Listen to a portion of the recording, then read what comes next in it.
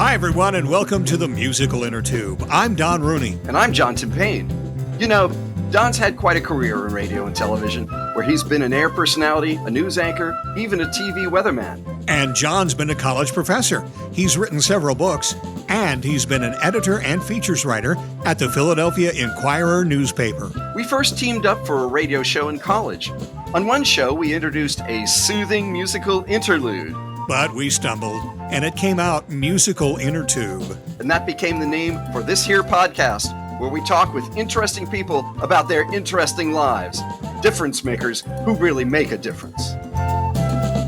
And today we're getting an update on where we stand with the various boosters for the COVID vaccine. We're talking with Paul Offit, the director of the Vaccine Education Center and professor of pediatrics in the Division of Infectious Diseases at Children's Hospital of Philadelphia. Paul's a member of the Advisory Committee on Immunization Practices to the Centers for Disease Control and Prevention, and he's a member of the FDA Vaccines and Related Biological Products Advisory Committee.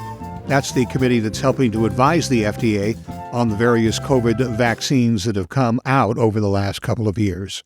Paul, we've seen a lot lately about the new different variants of the COVID that have come out, and it seems like every variant now has a new vaccine to go along with it. And I had read in the Inquirer recently, you had a conversation with one of their reporters where you said possibly these new vaccines aren't necessary. Could you expand a little bit on that? Sure. So I'll start from the beginning. When we made a vaccine, we made it against the original strain, the Wuhan 1 strain. That's not the strain that left China. The strain that left China was the D614G variant, which was replaced by the Alpha variant because it was more contagious, which was replaced by the Delta variant because it was more contagious. But for those first three variants that came into the country, the vaccine that you got, which was protecting you against the Wuhan 1 strain, the original strain, protected very well. Certainly against serious disease and even against mild disease in the short term. Once Omicron entered the country in late December and early January of this year, things changed because that was an immune evasive strain. And by immune evasive, I mean that even if you'd been vaccinated or naturally infected or both, you weren't well protected against mild disease, but you were still well protected against serious disease. Nonetheless, and I would argue that the only reasonable goal for this vaccine, the only attainable goal for this vaccine is prevent serious disease. Keep people out of the hospital, keep them out of the intensive care unit, keep them out of the morgue. Nonetheless, the government and the industry decided to move forward on a vaccine against Omicron, BA1, the first Omicron. And so they made a bivalent vaccine. Both Moderna and Pfizer made a bivalent vaccine. By bivalent, what I mean is one of the strains in that 2-for-1 vaccine was directed against the original Wuhan 1, and the other one was directed against this Omicron BA1 strain. And so they made those vaccines, and then they tested them, and on June 28th of this year, they both Pfizer and Moderna presented those data to our committee, the FDA's Vaccine Advisory Committee, and the data were unimpressive. Singularly unimpressive. What you found was that, and they did the studies the right way. The companies, to their credit, did the studies the right way. They looked at hundreds of people who either got 3 doses of the monovalent vaccine and then boosted with the monovalent vaccine, or 3 doses of the monovalent vaccine and then boosted with this BA1 Omicron-containing vaccine, and found that the neutralizing antibody response to BA1 was really not much better in the group that got the bivalent vaccine as compared to the monovalent vaccine.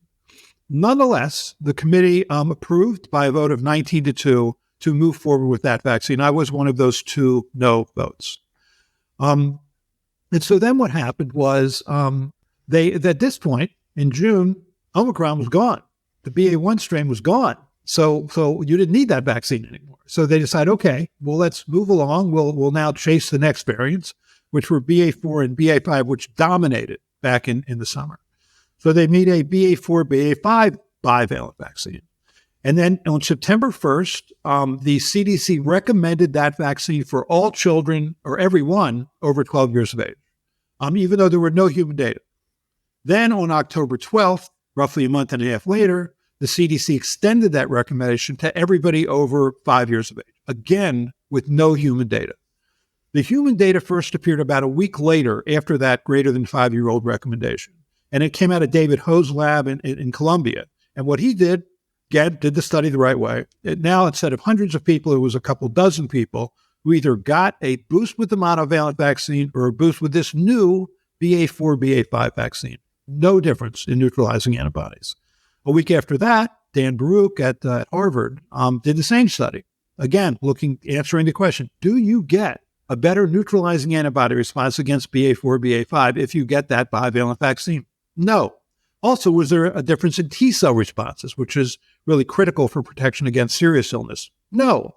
So therefore, you weren't getting your bang for the buck. I think what happened is on June 28th, when we met, the next day, the government announced, both HHS and DOD announced that they had just purchased 171 million doses of this vaccine at a price of around $3.2 billion. So there was an interest in getting this vaccine out there. And so hence those recommendations. Now, the vaccine is being pushed as let's get bivalent vaccine to everyone over 5. Now, of interest, BA4 is gone. BA5 represents maybe 25% of the circulating strains, all to be replaced by the next variants, BQ1, BQ11, and the other variants, which are more resistant to neutralizing antibodies to BA4, BA5. I'd like to think this whole affair has been a cautionary tale on what not to do in this pandemic, which is to chase these variants, because you don't need to. This isn't flu. I mean, we pick a flu vaccine, and the FDA Vaccine Advisory Committee picks flu vaccines every March for a September launch, 6-month production cycle. And you better get the strain right, because if you don't, a miss is a mile. If you miss, as we did a few years ago on one of the flu strains called H3N2, if you miss, you get 0% protection. That's not true here. If from the first strain, Wuhan 1, to the current strains, BQ1 or BQ11, you're still protected against serious disease. You're not as well protected against mild disease. That's true. And so if you get this booster, which the CDC just showed, you'll get mild, short-lived, modest protection against mild illness. That's what the booster buys you, which isn't much. And that's not a public health strategy to try and just prevent mild disease for a short period of time. We do that with no other vaccine, and we don't need to do it here. The good news is what hasn't happened yet, and hopefully it'll never happen, is that a strain arises where even if you've been naturally infected or vaccinated, you are not protected against serious disease. That hasn't happened yet. We haven't seen anything like that coming up. Any reports worldwide of a strain that really we need a whole new round of vaccines against? Right. So no. The short answer is no. There was a strain that was recently isolated in South Africa from an HIV-infected host, which is how Omicron first came about. Because with an HIV-infected host, they're not able to rid themselves of the virus. So the virus keeps reproducing and reproducing and reproducing. It's a single-stranded RNA virus. Its mutation rate is high. And so you're going to get these things like you saw with Omicron. Yeah. But what they found with that strain was they think it might be more virulent. But that was based on really in vitro studies, meaning studies in the lab. There was no evidence for that in people. And when they put out their paper, they said might be more virulent. And so we don't have a proof yet. There's no reason it couldn't become more virulent. Interesting, Omicron and the Omicron subvariants, if anything, are less virulent. I mean, there's certainly, we saw in our hospital, Children's Hospital Philadelphia, with all the original strains was a lot of MIS-C, this post-infectious inflammatory disease of children. That's pretty much gone. I think Omicron is clearly more contagious than original strains, but looks like it may be less virulent. If there's a situation where we don't need those boosters, but you've got them anyway, as you said, it prevents a more serious case of any of those. So there's not really a harm in it, is there? Or is there a harm in continuing to get booster after booster? Does that do anything to the original immunity, or does that, fend off anything else? Right. So I see two questions there. One is who benefits from boosting, and two is there a downside to boosting? So here's what I would say. When Omicron came into this country, the CDC wanted to answer the question, is there a value to a third dose? And there was. Clearly, in terms of just talking about preventing hospitalization, there was.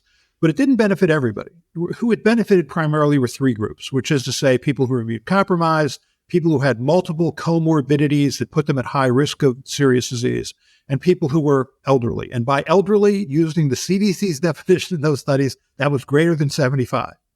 The UK did similar studies and found the same thing, except it was more than 5 comorbidities, and their definition of elderly, God bless them, was greater than 80. So that's what Look at us 3 guys, I mean, some people would say, okay, we are not by CDC's definition, we are not elderly. That's good. That's good. Let's keep that up. It's like I feel good when somebody asks to see my license when I'm buying booze at the supermarket here in New Jersey, which you have to do. It's always a wonderful moment.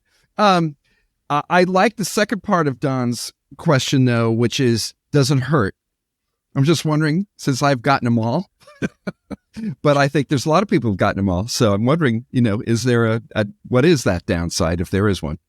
Well, so first of all, any medicine that you take or any biological that you take that has an upside, by definition, has a downside. The only question is how rare and how severe.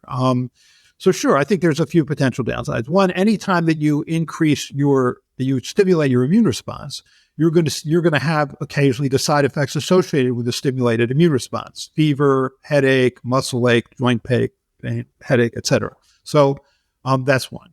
2 is there is the concern of imprinting, which is to say you lock in to a certain response. And that's what I think has been the hill that's been impossible to climb for these bivalent vaccines. I mean, when you give, say, the ancestral strain in the same shot as these BA1 or BA4 or 5, remember, you're going then to that local draining lymph node, which is already primed for the ancestral strain. Right. And so there are shared regions between the ancestral strain and any of these variants. And so because it's primed, it's for that Wuhan 1 strain, the original strain, it's very hard to get those novel regions on this other virus to be recognized. And that's part of the problem. So you lock in. So if it ever does come where you need a completely different vaccine, you have to get over that hill of imprinting. So I think that, there's always potential downsides, and I wouldn't be. It's actually the thing that upsets me the most is when people say to me, "Well, what's the harm?" I mean, it's what my mother said when she gave me soup when I was sick. Well, I mean, it can't hurt, but anything can hurt.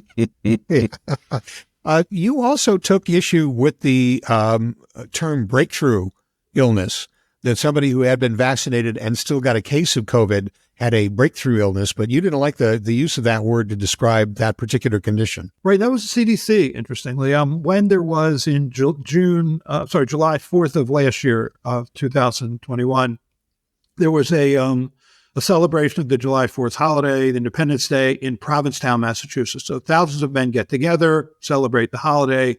79% were vaccinated. So it was a highly vaccinated community. But nonetheless, an outbreak of COVID occurred, and 346 men got COVID. Of those 346 who got COVID, 1.2% were hospitalized. That's great. That is a vaccine that's working incredibly well. The rest, the other 342, got either mild illness or asymptomatic illness, which were called breakthrough cases. I mean, the term breakthrough implies failure. That wasn't a failure. That was a success. I mean, Lindsey Graham got this right, just to put this in perspective. When Lindsey Graham, who got 2 doses of vaccine back in 2021, got a mild COVID illness, which was associated with a mild sinusitis, he said, and I quote, "This would have been much worse if I hadn't been vaccinated." Right. And if you look the way the media covered this, when Brett Kavanaugh had an asymptomatic infection, if you watch this on the news with the breathlessness with which it was carried, you assume the man was fighting for his life. Yeah. I think the biggest push was, of course, at the beginning. So I'm wondering about people who only got the first shot or maybe the first 2. So they have protection. Can you characterize the degree of protection of those folks? That's a great question. So let's focus on healthy young people. Let's say people who don't have serious comorbidities and are less than 75 years of age. If you look at studies, there was a recent study that was, I thought, the best one to date by Chen and coworkers that was published in Science Immunology, where they tried to answer who's best protected, at least for the first 1.5 to 2 years that these vaccines have been out there. And the answer was that those who had received either 3 doses of an mRNA-containing vaccine or 2 doses of an mRNA-containing vaccine and a natural infection. That gave you the best protection. But I think the key thing is what we need from the CDC, and really haven't gotten as much as we need to know from the CDC for how long are you protected against serious illness. I mean, it's if you vaccinated your child, say at less than 5 years of age, or 5 to 11 years of age, or 12 to 15 years of age, with 2 or 3 doses, for how long are they protected against serious illness? For me, I got 3 doses of a vaccine. I had a mild illness. I'm not getting a booster dose. I think according to this study from Chen and coworkers, I think I am protected against serious disease. But I want to know for how long. Because if my protection against serious disease wanes, and that's largely mediated by T cells, by especially cytotoxic T cells. So I think the CDC epidemiologists, in concert with academic immunologists, should answer that question. And it's answerable. They just need to answer it. If somebody has had all of the shots and still gets the dose, or still gets a mild case of it, rather, there's a tendency to say that that the immunization failed. And you addressed this earlier, but could you talk about it a little more? The immunization isn't there to totally protect you, but kind of make a soft landing. Is that kind of where we're at right now? That's right. The goal of the vaccine is to give you the immunity that is a consequence of natural infection without having you pay the price of natural infection. I mean, when you're naturally infected, you develop a very good immune response, and better than immunization, you're developing an immune response to all 4 viral proteins, not just the one protein you're getting when you get a vaccine. So there is definitely an advantage to vaccination, to natural infection, assuming you live. That's the disadvantage of natural infection. But, it gives you the so-called hybrid immunity, the sort of the broadest immunity. I mean, I got sick in May of this year and proceeded to infect my brother and sister, who were angry initially, but now that they don't see this as such a bad thing. You're just an inoculator. You could look at it that way, right? You're welcome, is what I tell them. My son and daughter-in-law and granddaughter went to Disney World at the end of August and spent a lovely week there and flew back. And my son and daughter-in-law both got cases of COVID, very mild. But my granddaughter, who was with them on the flights all the way and masked and everything else, and I did not get, and that was our ritual every morning, because I was now the one that was taking her to school. Our ritual every morning was I bought, cases of these home tests. And after breakfast, we would get up and administer ourselves the home test, because that would determine whether or not she went to school that day. And in the week or so until my son tested negative, and it was all over, the little episode was over, neither my granddaughter or I ever showed any evidence of it, at least on the home tests. So is there a situation where, and I've had both of the original shots and I think 2 of the boosters, and she had the original shots, but no booster since, and she's 11. So is there anything to be read from that? Are there people that develop more of a natural immunity to it than others? Yeah. And does that factor in? Yeah, no, we're an outbred population. I mean, it's just some of us have a much better innate immune response. I mean, when you're exposed to a virus, you develop a lot, initially, a sort of non-specific immune mediators, which is to say, not necessarily antibodies against the virus, but just the sort of cytokines and chemokines produced by your immune system that have an general antiviral effect. Yeah, so some people are better able to protect themselves from this. And in addition, I think the one other thing that sort of upsets me about all this is that we keep pushing booster dosing and are missing, I think, probably the most important thing here. There may be people who the reason that I think that the 3 groups I talked about, the immune compromised, the elderly, and people who have comorbidities, I think one of the reasons that they are a special risk is they don't make a very good immune response. And so you can keep boosting them. But I think the more important thing is that when the people in those 3 groups begin to get sick, in the first few days of illness, they should take Paxlovid. They should take that antiviral, which is underutilized. And it clearly saves lives. Yeah, that was actually in my hip pocket as a question. If you could comment on Paxlovid and its evident success, at least in the last year or so, for people, we are not doctors out there. We are not. We don't know. We don't really know about it, and we don't know what to compare it to. So Paxlovid, as you said, has definitely saved lives, and I'm wondering if you can comment on just the arc of that in the general population. Yeah, I mean, the original studies that were done, reported in the New England Journal of Medicine, were done in people who were unvaccinated, and clearly people benefited from that. It still was primarily the older person, the over 65-year-old, who benefited. But people criticized those studies because it was only people who were unvaccinated, so they were selecting for a group most likely to benefit from an antiviral. More recently, again, published in the New England Journal of Medicine, you see people, because it's hard to find people who aren't vaccinated anymore, they were naturally infected. They looked at people who either were naturally infected or vaccinated or both. And again, it clearly of value. But again, in people who are older, it's not for everybody.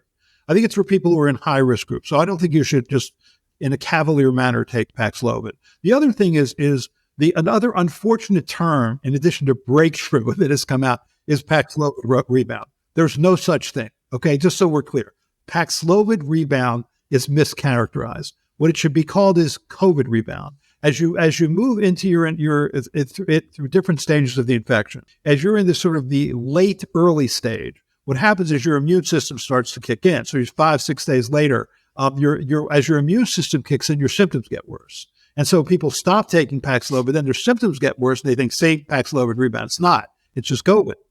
So I wish we never had that term. And the most recent study that showed that is actually termed the Paxlovid rebound study, which should really be called the COVID rebound study, because there is no Paxlovid, which they show in this study. There's no such thing. This has been a very, very difficult thing to maneuver and to manage on the part of the government and on the part of health officials everywhere, because there's just so many spokes to this wheel. There's so many people involved in it. And of course, the big layer that has made it weird is social media and all of the information and misinformation that goes out. And a couple of times you asked that the CDC get down and dirty and just, say this is this and this is this. And but every time the CDC makes a pronouncement and it's off by a little or whatever, people climb all over them. And so I think they seem to be a little gun shy at this point about COVID and making any pronouncements about it. So, what's your feeling on that, about how it's been handled in the media and the way that people perceive the way the COVID outbreak was handled? Now, I think, and it's easy to say this and much more difficult to get people to understand it, but you learn as you go. It's always true. I mean, it's a new virus. We were surprised by the degree to which it could be transmitted so efficiently asymptomatically. That was a surprise. I think, initially, for example, when you saw it attacking especially like cruise ships and nursing homes, it had this kind of neurovirus-like feel to it, which is to say that there might have been an intestinal, a fecal-oral so-called route, which made us want to sort of go to the grocery store and clean off everything that we bought and use gloves and stuff, whereas it really is virtually solely respiratory spread.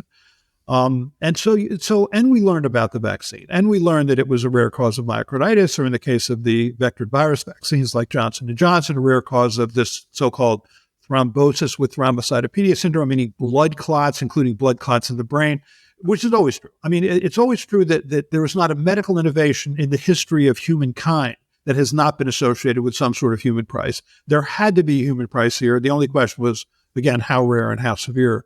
And I think it would be nice every time we make a recommendation to make it clear this is based on what we know at this time. It might change. We may change our recommendation in terms of lockdowns and school closures and vaccine mandates. We may change as we move along in the pandemic. When we started in 2020, we didn't have monoclonals. We didn't have antivirals. We didn't have vaccines. All we had was to try and decrease human-to-human contact. That's all we had. Knowing you were having 3,000 people would die a day, 3,500 people dying a day, 4,000 people die a day. We were scared, but then all we had was convalescent sera, which is what we had in 1900 when, the first Nobel Prize was awarded for convalescent sera. I mean, that's what we had. And so you learn as you go. And I don't think people don't like the fluidity of that. It's disconcerting to people that you say one thing one day and something else the next, but you learn as you go. When I was a pediatric resident, Children's Hospital in Pittsburgh, many, many centuries ago, it seems like, in the sort of late 1970s, we learned that after a baby feeds, a pediatric resident, that you should lie them on their stomachs. so that they wouldn't regurgitate the food back into their windpipe and into their lungs, right? That's what we learned. Bad advice. I mean, the incidence of SID, sudden infant death syndrome, was because babies were lying on their stomach. And so in the early 1990s, we started this AAPE, American Academy of Pediatrics, launched their Back to Sleep program. Lay babies on their backs when you put them to sleep, and the incidence of sudden infant death syndrome plummeted. Now, that didn't mean that the senior pediatricians that taught me during my residency, were just stupid or uninformed. It just meant that we didn't know yet. I think this is, you're bringing up such an important point here, because a lot of the politics that have been made against the CDC and against the virus have been based on the fact that people don't know how to play along when we're building the plane as we fly it, right? That everybody was learning through time. And we aren't really very well built to do that. We want someone to say, okay, this is what you do to stop this or to prevent this. And with a virus that was changing all the time, obviously we were learning as we went. And so you had huge numbers of administrative bodies all trying to learn together. And it was going to be a sloppy, bumpy, process. I'm wondering now, when you look ahead, what are you looking at this winter? What do you think's going to, I'm not asking for a prediction, but I'm wondering what you have your eye on. I think it's going to be really important what happens this winter. Most recent studies suggest that we have at least 95% population immunity, and perhaps as high as 97%, meaning people who've been vaccinated or naturally infected or both. If that's true, you would expect a much, much more blunted response this winter to this virus, meaning that you'll see far fewer hospitalizations and far fewer deaths. The one thing I think the CDC can help us more with is really defining who actually is getting hospitalized and dying from COVID and not just with COVID. And I can tell you, in our hospital, we will report COVID hospitalizations and COVID deaths in anybody who tested positive for COVID coming into the hospital, independent of whether or not that's really what caused them to be hospitalized or die.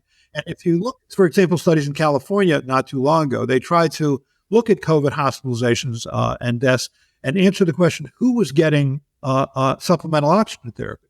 Who was getting dexamethasone, meaning they were late in their illness?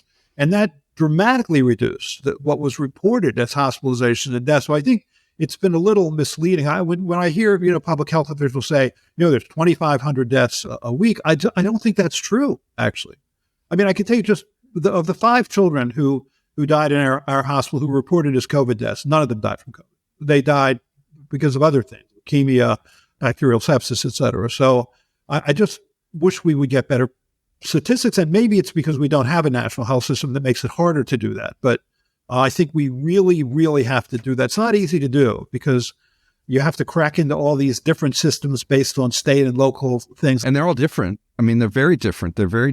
Well, there's some counties and municipalities in Pennsylvania that didn't have a public health department, and either created one or just, are living off of neighbors. Exactly. The other thing I wanted to know about when you look at in the future is you had mentioned a lot of these COVID variants are gone now or have played out and don't seem to be the threat that they used to. And yet people are still, kind of wishy-washy. I've taken a couple of trips recently, and most of the people that boarded the plane were not masked. Some were. I go into a store. Most of the customers are unmasked, but the people serving the customers are masked. Where are we on that? Seriously, who really needs to still be masked and who doesn't? We're in an in-between time. Okay. I think that, we're just, I think people have the general sense, and I think President Biden was right about this when he said that the pandemic is over, but we're not done with the virus yet. I think that's actually exactly right. If you define pandemic as a virus that changes the way that you live, work, or play, I think most people are back to normal. I mean, you've seen 19,500 people, screaming their heads off at the Wells Fargo Center during the Sixers game. None of them were wearing masks. I think that tells you something. And I'll give you, and John will appreciate this as a Philadelphia person, but I'm right now in Avalon, New Jersey. At the convention center here, there was a DJ who was very popular in Philadelphia named Jerry Blavin. right? The Geeter with Of course. So he had a dance party here a few weeks ago. So my wife wanted me to go, so we went. So I would say there were 400 people in a very poorly ventilated room, dancing the night away. No one was less than 65, and no one had a mask on. I'm thinking, if 10% of these people don't die, then we are past the pandemic. So that's the Jerry Blavat meter. Yes, the Geeter with the heater-o-meter.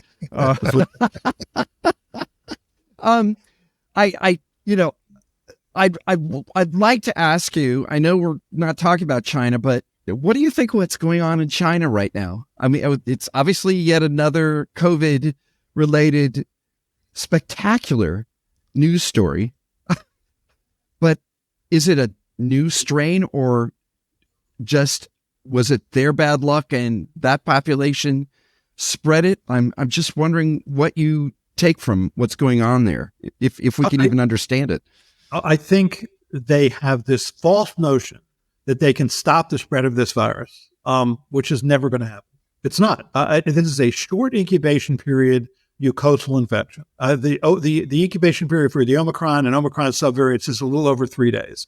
When you have a short incubation period disease, you can protect against severe disease, but you're never going to protect against mild disease. Not for any length of time. Look back when we, the FDA Vaccine Advisory Committee, reviewed studies of the Pfizer Moderna vaccines back in December 2020. Protection against mild, moderate, and severe disease was 95%.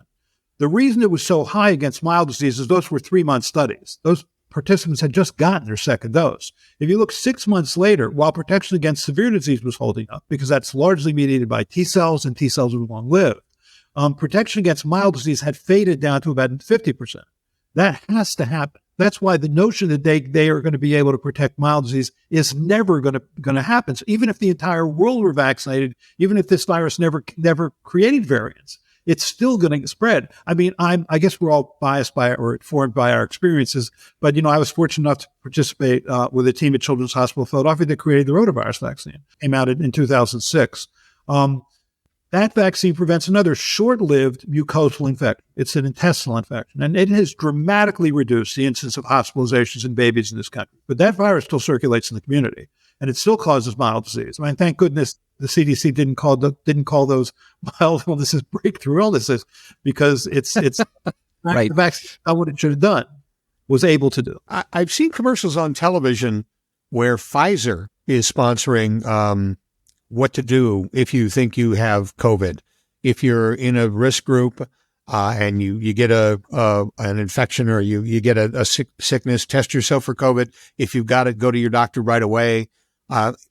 Now, is that just COVID or Pfizer kind of, ginning up a little business for its different chemicals, or is that actual good, solid advice that they're... Well, I think that advice should come from the CDC. I really do. Even if it's correct coming from the companies, it's going to be seen as biased. But I think it sort of gets to your point about masking now. I think if you're in a high-risk group, you should be careful. And that if you're indoors, especially in the winter months with a group of people who you don't know, I think it's reasonable to mask. I think that's fine. But I feel that's true for all the viruses. Influenza can kill you. Respiratory syncytial virus kills 6,000 to 10,000 older adults every year in this country. We separate the two. It's something you said earlier, Don, when you said, you test yourselves to see whether or not you're COVID positive. If you're not, good. I had a friend who has children in like first and second grade, and she said the teachers are upset because people will test the child if they have upper respiratory tract symptoms. If they're COVID negative, great. They go to school, with flu. So I think maybe where we should evolve to is forget testing.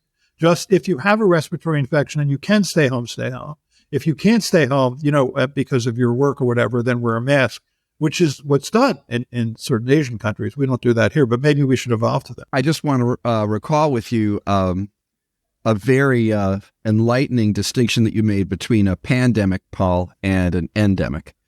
And if I get you rightly, what we're talking about now, a lot now, are the stresses of being in an endemic, where everyone's gone back to work and decided they can live with this infection, and even people who get it, I've heard them say, well, it's just a cold, it's fine, so people sort of shoulder it off that way. But it looks like, an endemic is even harder to understand in some ways than a pandemic because, well, we're back. Right. And this virus will be with us for decades, if not centuries. There are 4 strains of human coronavirus that circulate every year in the United States. The first 2 were identified in the early 1960s. Susan Weiss at University of Pennsylvania and others tried to answer the question, when did those viruses first come into the human population, both of which were spillover events from animals like bats. And the answer was one came in the late 1700s, the other came in the late 1800s. I think it's very possible this virus will now be a permanent member of the kind of respiratory viruses that we see at Children's Hospital Philadelphia every winter. Human metapneumovirus, adenovirus, parainfluenza virus, respiratory syncytial virus, et cetera. And this will just become part of that pantheon of viruses that we see. And so we have a vaccine to protect against it. And so it's reasonable then to vaccinate your child. And then the question becomes, do you need to boost them later on? And only the CDC and immunologists can answer that question. But we need to answer it. We need to know that. Because what worries me the most in this is that hopefully this cautionary tale about what not to do with chasing variants will be a lesson that we learn. But what I fear is going to be the spillover from this is this notion that you need to get a yearly coronavirus vaccine when it's clearly true for flu. I'm not so sure that's true here. And if they're going to make that recommendation, they should clearly show evidence for why they're making that recommendation. Yeah, that was going to be my next question is there was a point at which we said, well, we'll get vaccinated for this the way we get a flu shot every year. But you don't think that's necessary? Right. From Wuhan 1 up to BQ11, you're still protected against serious illness. The only question is for how long. So that's just not flu. Flu protection really is strain specific. When we missed with H3N2, one of the flu strains a few years ago, there was 0% protection against that virus. That's not true here. Paul, thanks very much. This is going to be obviously something that we keep coming back to over and over again because of all of the different, like I said, all the different spokes that come in on this wheel and all the different hands that are at the till. But at least we know now where we stand on the virus and where we stand on the immunization for the virus. And give me your final recommendation. My recommendation is if you get sick, with the respiratory virus, especially for children, make sure that the children are well hydrated. If there's any question about whether they have difficulty breathing or you're having difficulty breathing, go to the doctor. Otherwise, do what you do for any other respiratory infection and just use your common sense. Common sense. Here we go. That's what we need. I'll get some and then I'll use it. Yeah, that's a great idea, Jeff. Thanks very much, Paul. Thanks for being with us today. Always wonderful. Thank you very much. My pleasure. Thank you. Thank you for listening to the Musical Innertube. Check out our website at musicalinnertube.com, where you'll find all our episodes, profiles of our guests, and lots of extras. You'll even be able to leave us a voicemail. Our email address is musicalinnertube@gmail.com. On Twitter, our handle is MInnertube. Capitalize the M and I. The Innertube is available on Facebook, YouTube, Apple Podcasts, Amazon Music, Audible, Google Podcasts, Stitcher, Spotify, SoundCloud, and iHeartRadio podcasts. Like us and give us a good review on any of those platforms. And as always, thanks to virtual band Car Radio Dog for our theme music.